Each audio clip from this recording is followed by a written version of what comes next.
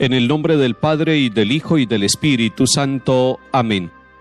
Señor, haz de nuestro hogar un sitio de tu amor, que no haya injuria porque tú nos das comprensión, que no haya amargura porque tú nos bendices, que no haya egoísmo porque tú nos alientas, que no haya rencor porque tú nos das perdón, que no haya abandono porque tú estás con nosotros, que sepamos marchar hacia ti en nuestro diario vivir, que cada mañana amanezca un día más de entrega y sacrificio, que cada noche nos encuentres con más amor de esposos. Haz, Señor, de nuestras vidas que quisiste unir una página llena de ti. Haz, Señor, de nuestros hijos lo que tú anhelas, que nos esforcemos en el mutuo consuelo, que hagamos del amor un motivo para amarte más, que cumplamos siempre tus mandatos sobre el amor conyugal, que sepamos encauzar a nuestros hijos hacia ti, que demos lo mejor de nosotros para ser felices en el hogar, que cuando amanezca el gran día de ir a tu encuentro, nos concedas el hallarnos unidos para siempre en ti. Amén.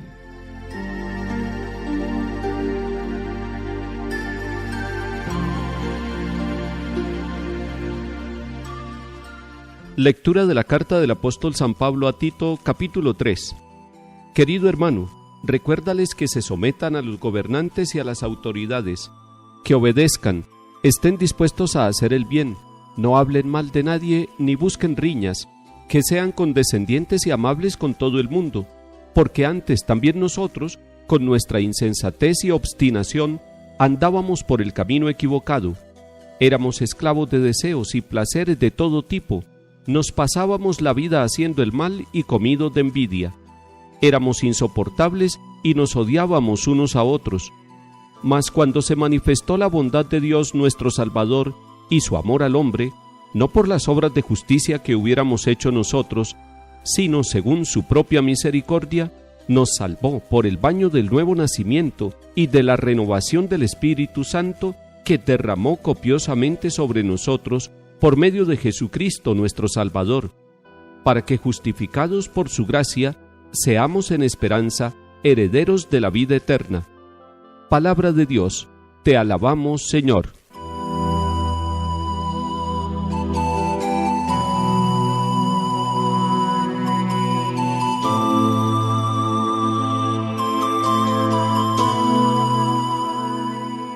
San Pablo sigue dando recomendaciones a Tito. A algunos no les gusta lo que San Pablo le dice a Tito en este capítulo 3, donde lo invita a que sea obediente y reciba con respeto a las autoridades de este tiempo. Esto es muy importante para Pablo, porque nosotros vivimos en el mundo, estamos en el mundo, en la sociedad, en la historia, y en todos los países, y en todos los pueblos, y en todas las culturas hay autoridades civiles. La Iglesia siempre ha pensado que cuando una autoridad civil es legítimamente constituida, tenemos que obedecerle. Otra cosa es que no nos guste la manera como gobiernan.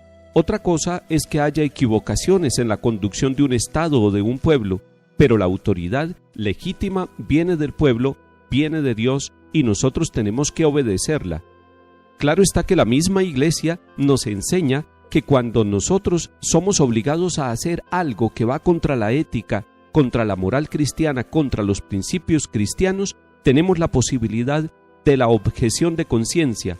Y esto significa que nosotros podemos decir: no camino por esa ruta por donde me está mandando el gobernante de turno porque va contra la propuesta ética cristiana, y entonces ahí no estamos obligados a obedecer y a cumplir aquello que la autoridad de manera ilegítima y de manera inmoral nos manda. Por ejemplo, si en algún país se obligara a hacer algo contra la vida, nosotros estaríamos dispuestos, como seguidores de Cristo, a manifestar que en conciencia no vamos a caminar por esa ruta. San Pablo le hace una recomendación a Tito para que la transmita a las comunidades de hombres y mujeres seguidores de Cristo. Primero, que no hablen mal de nadie, y segundo, que no busquen riñas. Es muy interesante. San Pablo sabe que con la lengua podemos hacer mucho daño, que con la manera de nosotros hablar de los demás, que cuando nos dedicamos a hablar negativamente de una persona, vamos destruyendo la vida de familias y de comunidades, se llama difamación cuando hablamos mal de alguien sin ningún fundamento.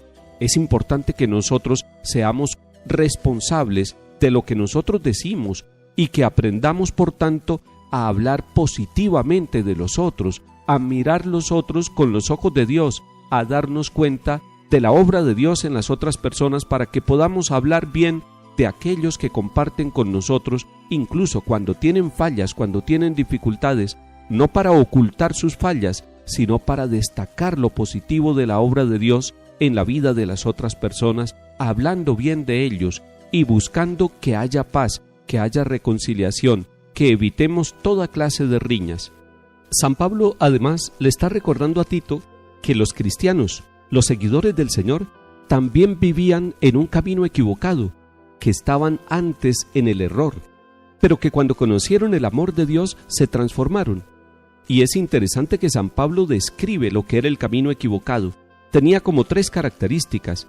Eran personas esclavas de deseos y de toda clase de placeres.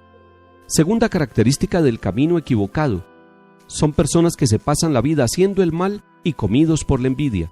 Además, la tercera característica cuando se está en el camino equivocado es que nos volvemos insoportables y nos odiamos unos a otros. Ahí tenemos para mirarnos, ahí tenemos para examinarnos. ¿Será que todavía estamos caminando por el sendero equivocado?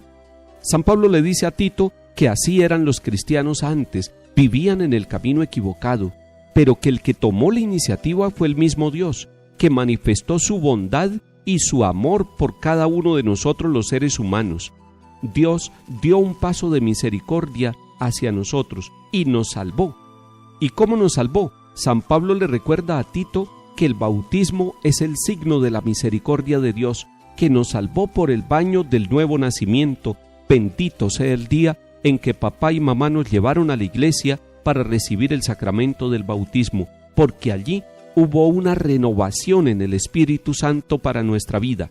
Y si hemos sido bautizados, entonces tendremos que comportarnos como personas renovadas en el Espíritu Santo y por el amor misericordioso de Dios. Eso se requiere en medio de la sociedad, hombres y mujeres renovados, hombres y mujeres que han sentido la misericordia de Dios en su vida y por lo tanto pueden ser comprensivos, condescendientes, amables con todo el mundo, para que se rescaten muchas personas en los ambientes sociales donde vivimos. Posiblemente se equivocan no porque quieran hacerlo, sino porque no han sentido el amor de Dios, porque no han agradecido su condición de bautizados dentro de la iglesia. Tenemos una misión muy grande los bautizados, ser hombres y mujeres que, renovados desde dentro por la gracia del Señor y por su misericordia, somos capaces de renovar las estructuras sociales, la historia, la economía, la política. Ahí llegamos nosotros con el aporte de Cristo Jesús, porque Cristo sigue salvando el mundo a través de nuestros comportamientos, a través de nuestras decisiones y de todas las opciones en bien de la humanidad.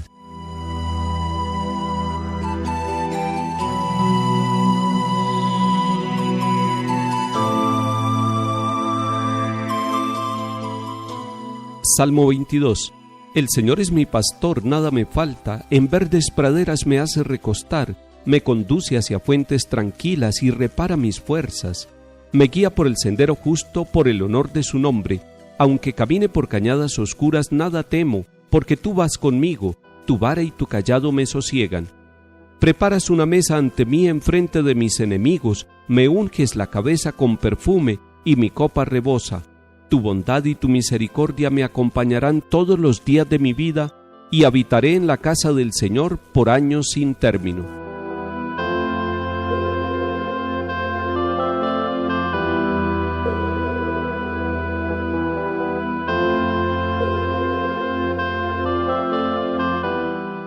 Lectura del Santo Evangelio según San Lucas, capítulo 17. Yendo Jesús de camino a Jerusalén, pasaba entre Samaria y Galilea. Cuando iba a entrar en un pueblo, vinieron a su encuentro 10 leprosos que se pararon a lo lejos y a gritos le decían: Jesús, Maestro, ten compasión de nosotros. Al verlos, les dijo: vayan a presentarse a los sacerdotes. Y mientras iban de camino, quedaron limpios. Uno de ellos, viendo que estaba curado, se volvió alabando a Dios a grandes gritos, y se echó por tierra a los pies de Jesús, dándole gracias. Este era un samaritano. Jesús tomó la palabra y dijo: ¿No han quedado limpios los 10? ¿Los otros 9 dónde están? ¿No ha vuelto más que este extranjero para dar gloria a Dios? Y le dijo: levántate, vete, tu fe te ha salvado. Palabra del Señor. Gloria a ti, Señor Jesús. Qué pasaje tan hermoso, como toda la palabra de Dios. Pero en esta escena nos encontramos con el Jesús caminante, con el Jesús que va de Galilea a Samaria y a Judea, que va rumbo a Jerusalén para hacer allí la entrega de su vida. Pareciera ir recogiendo todos los sentimientos y todos los dolores, todas las alegrías y todas las esperanzas de la humanidad. Jesús sigue caminando por nuestros pueblos para recoger nuestra vida y entregársela al Padre. Cada vez que celebramos la Eucaristía, se recoge la vida de la comunidad y se pone en el altar del Señor para que Él la ofrezca con su cuerpo y con su sangre al Padre Dios. Cuando iba a entrar a una ciudad le salen 10 leprosos. 10 leprosos es una comunidad de personas sufriente. Se paran lejos porque los leprosos sabían por el Antiguo Testamento que no podían acercarse demasiado a las comunidades y a las personas. Se paran a lo lejos y con respeto le gritan a Jesús: Jesús, Maestro, ten compasión de nosotros. Es una oración comunitaria, es una oración de petición, y nosotros hacemos muchas oraciones de petición. Oramos por nuestras familias, oramos por nuestros pueblos, oramos por nuestros amigos, por hombres y mujeres que necesitan de nuestra oración. Eso está muy bien. El Señor quiere que le pidamos, y estos leprosos están reconociendo a Jesús como el Maestro y le están pidiendo. Jesús los mira y los manda donde los sacerdotes. Es increíble esto porque había podido hacerlo Él, pero el Señor Jesús está tomando la costumbre del libro del Levítico, donde el enfermo de lepra era enviado donde el sacerdote. No es que el sacerdote sea un médico, sino que es un mediador de la gracia de Dios. Pero mientras iban de camino quedaron limpios. Cuando nosotros vamos de camino al encuentro con el Señor, ya Él está obrando en nosotros. Queremos encontrarnos con Él en la Eucaristía, queremos encontrarnos con Él en el sacramento de la reconciliación, pero cuando hemos tomado la decisión y vamos de camino decididos al encuentro del Señor, Él se nos adelanta y Él nos sana mientras vamos de camino. Hoy, mientras vamos de camino al médico, mientras vamos de camino al altar, el Señor está haciendo su obra en cada uno de nosotros. El mensaje ahora nos muestra que solamente uno de los que había hecho la petición regresa a agradecer. Y eso puede estar reflejando lo que pasa en nuestra vida y en nuestras comunidades. Hacemos mucha oración de petición, pero poca oración de acción de gracias, y el Señor por eso pregunta ¿dónde están los otros 9? Y a este le da un mensaje superior. No solamente le sana de la lepra, sino que le dice: levántate, vete, tu fe te ha salvado, le ha dado la salvación. La curación de una enfermedad no es la salvación, pero si nosotros queremos llegar a la salvación plena, no solamente del cuerpo, sino del alma, tenemos que completar nuestra petición con nuestra gratitud, hacer oración de petición y hacer oración de gratitud. Eso le agrada al Señor. Hoy agradezca al Señor por todo lo que ha recibido en su vida. Hoy pídale con confianza, pero agradézcale con alegría, con gritos de júbilo, como lo hizo este leproso samaritano que quedó sanado. Que el Señor nos bendiga y acompañe, en el nombre del Padre, y del Hijo, y del Espíritu Santo. Amén.